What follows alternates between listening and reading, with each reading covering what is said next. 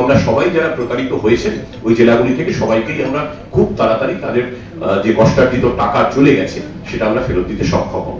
যেহেতু পশ্চিমাঞ্চল এলাকাটা জামতাড়ার সংলগ্ন, ঝাড়খণ্ড থেকে সেখানে জামতাড়া থেকে সেইখানে আসা, সেখানে ঘাঁটি গাড়া, ওইখান থেকে জামতাড়া থেকে উত্তরবঙ্গ বা দক্ষিণবঙ্গে আসার থেকে পার্শ্ববর্তী জেলাগুলিতে গোপন আস্তানা গড়া এবং কাজ সারার পর আবার জামতাড়ায় ফিরে যাওয়া, এটা অপরাধীদের পক্ষে অনেক বেশি সুবিধাজনক ছিল। সেই জন্যই তারা এই এবং আমাদের জেরায় তারা এটাই জানিয়েছে। এখনো পর্যন্ত যেটুকু আমরা জানতে পেরেছি, আমাদের তদন্ত চলছে, প্রায় কয়েক কোটি টাকার প্রতারণা এরা করেছে এবং ব্যাংক অ্যাকাউন্ট ফ্রিজ করে আমরা এই টাকা যাতে মানুষ ফেরত পান সেই প্রক্রিয়া চালু হয়েছে। সেই নির্দিষ্ট সময় সেটাও আপনাদের জানিয়ে দেব, যারা প্রতারিত হয়েছেন তারা যাতে তাদের কষ্টের টাকা তারা ফেরত পান। আমাদের রাজ্যের যে বিভিন্ন পুলিশ জেলা এবং কমিশনারেট আছে, সেখানে আপনারা জানেন প্রত্যেকটি ইউনিটেই সাইবার ক্রাইম পুলিশ স্টেশন আছে, সাইবার ক্রাইম উইং আছে।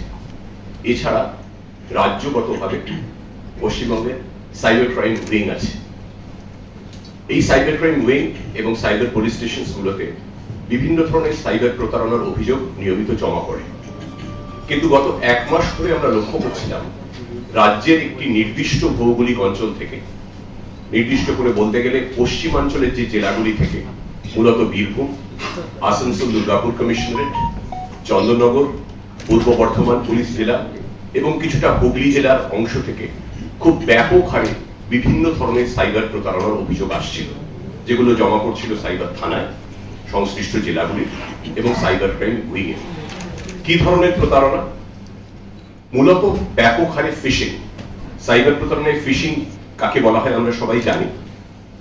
কোনো বিখ্যাত সংস্থা বা কোম্পানির নাম করে আপনাকে যখন কোনো ভুয়ো SMS, হোয়াটসঅ্যাপ বা টেক্সট মেসেজ পাঠিয়ে আপনার ব্যক্তিগত তথ্য, গোপন তথ্য, যেমন আপনার পাসপোর্ট, ক্রেডিট কার্ড নাম্বার অসাধুভাবে হাতিয়ে নেওয়া এবং তারপর আপনাকে প্রতারণা করা, তাকে আমরা ফিশিং বলি সাইবার প্রতারণার জগৎ।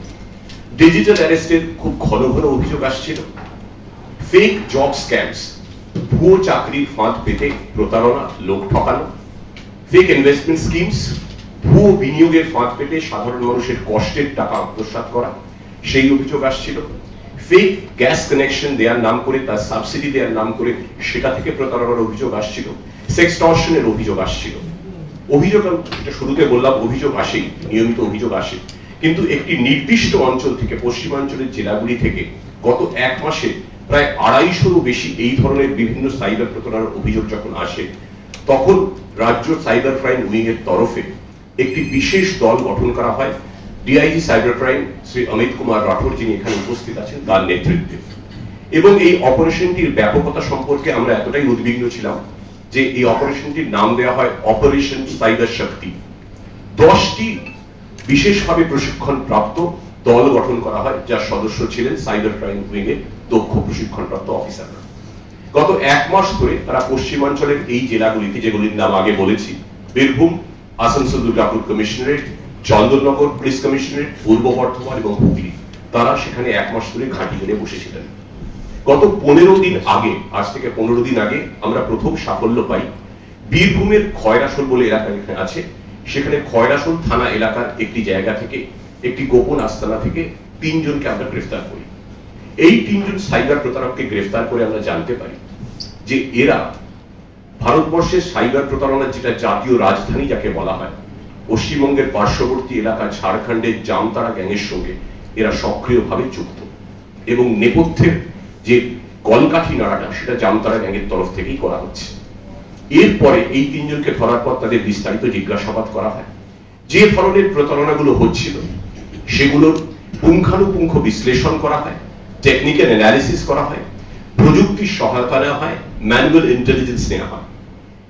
এই সূত্র ধরে গত 15 দিনে তদন্ত চালিয়ে আসানসোল দুর্গাপুর, চন্দননগর, পূর্ব বর্ধমান, হুগলি এবং অবশ্যই খয়রাসোল, মূলত ঝাড়খণ্ড লাগোয়া পশ্চিমবঙ্গের যে এলাকা, গত 15 দিনে 46 জন সাইবার প্রতারককে আমরা গ্রেফতার করতে সক্ষম হয়েছি।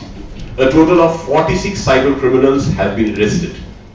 এবং এই যে 250 অভিযোগ জমা পড়েছিল, তার মধ্যে শতকরা 90% অভিযোগেরই কিনারা করা গিয়েছে। এবং এই যে প্রতারকদের তরফে এরা বিভিন্ন গ্যাংয়ে ভাগ হয়ে কাজ করত, 46 জনই যে কোনো একটি নির্দিষ্ট গ্যাংয়ের সদস্য ছিল এমন নয়। ছোট ছোট গ্যাংয়ে ভাগ হয়ে এরা কাজ করত এবং টার্গেট করত জামতারা সংলগ্ন, ঝাড়খণ্ড সংলগ্ন জেলাগুলির সাধারণ মানুষ। তারা প্রতারণার শিকার হতেন। এদের থেকে এখনো পর্যন্ত তদন্ত চলছে। গত পরশু অ্যারেস্ট হয়েছে কয়েকজন। এদের থেকে 84টি সেলফোন, 84টি সিম কার্ড, 2টো ল্যাপটপ, প্রচুর টেকনিক্যাল গ্যাজেটস, 100 খানেকের বেশিও ভুয়ো ব্যাংক অ্যাকাউন্ট, যাকে আমরা টেকনিক্যাল পরিভাষায় মিউল অ্যাকাউন্ট বলি, 100-এরও বেশি ডেবিট কার্ড, ক্রেডিট কার্ড এবং ইত্যাদি আরো কিছু অত্যাধুনিক প্রযুক্তির সরঞ্জাম আমরা উদ্ধার করেছি। আমরা তদন্ত চালাচ্ছি। অপারেশন সাইবার শক্তি একটা সাফল্য পেয়েছে, কিন্তু এর বেশি গ্যাং মেম্বার বা কোন কোন নির্দিষ্ট জায়গা থেকে তাদের আমরা ধরেছি সেটা একদম খুঁটিনাটি তথ্য এক্ষুনি আমরা শেয়ার করছি না, তাতে অপরাধীরাই আরো সচেতন হয়ে যাবে। এই সাইবার শক্তি এই অপারেশনটা চলবে। 46 জন গ্রেফতার হয়েছে এবং আরো একাধিক গ্রেফতারির সম্ভাবনা আরো পরবর্তী কিছু দিনে রয়েছে। এই প্রোফাইলটা এক্ষুনি শেয়ার করতে পারবো না, বললে তো পড়েই দিতাম। 46 জনের পুরো নাম, ধাম, ঠিকানা, আরো কিছু অ্যারেস্ট বাকি আছে, করতে দিন আমরা করে দেবো। তারা সবাই কি আমাদের রাজ্যে নাকি ঝাড়খণ্ডের বাইরে? বাইরে আছে, বাইরে আছে, এখানে আছে। বাইরে তো আছেই, ডেফিনেটলি আছে। স্যার, টাকা কি কিছু রিকভারি করা গেছে, আটকানো গেছে? কিছু ব্যাংক অ্যাকাউন্ট ফ্রিজ করা হয়েছে। এন্ড এগেইন, যেহেতু ব্যাংক অ্যাকাউন্টস গুলো নিউল অ্যাকাউন্টস আছে, তার এক্সাক্ট কোয়ান্টামটা এক্ষুনি বলছি না, বাট ডেফিনেটলি যেমন উনি বললেন কিছু ক্যাশ রিকভার করা হয়েছে, অ্যারাউন্ড 4.5 লাখ, 4.5 লাখের ক্যাশ রিকভার করা হয়েছে। কিন্তু টাকাগুলো তো ক্যাশে থাকে না, একটা মানি ট্রেল থাকে, একটা মানি ট্রেল থাকে, একটা ডিজিটাল ট্রেল থাকে। টাকা উদ্ধার তখনই হয় যখন যে অ্যাকাউন্টগুলোতে টাকা চলে গেছে সেখানে ফ্রিজ করে, সেখানে ন্যাশনাল সাইবার ক্রাইম রিপোর্টিং পোর্টালের মাধ্যমে অভিযোগ করে টাকাটাকে রিকভার করে তারপর আমরা সাইবার জালিয়াতির টাকা নির্দিষ্ট যিনি প্রতারিত হয়েছে তাকে আমরা ফেরত দিই। সেই ফেরত দেওয়ার প্রক্রিয়াটা চলছে এবং আমরা সবাই যারা প্রতারিত হয়েছে ওই জেলাগুলি থেকে সবাইকেই আমরা খুব তাড়াতাড়ি তাদের যে কষ্টার্জিত টাকা চলে গেছে সেটা আমরা ফেরত দিতে সক্ষম হব। Across all ages. Matrimonial fraud, সেখানে প্রবীণ নাগরিক না, অল্প বয়সী না। আবার OTP fraud, investment fraud, obviously youngsters. কিন্তু ফিশিং ফ্রড সেটা ওল্ড পিপল অলসো। কতগুলো অ্যাকাউন্ট ফ্রিজ হয়েছে? এইটা একটু এটা হাতে পরে বলবো। এটা হ্যাঁ, সেটা তারা ছড়িয়ে কাজ করছে, বিভিন্ন জায়গায় ছড়িয়ে যাচ্ছে। কোন কোন জায়গায় ছড়িয়েছে সেটা আমি এক্ষুনি বলছি না, বাট রাজস্থান, মধ্যপ্রদেশ, ছত্তিশগড়, অনেক বিহার, বিভিন্ন জায়গায় ছড়িয়ে যাচ্ছে এবং তার মধ্যে ওয়েস্ট বেঙ্গলও আছে।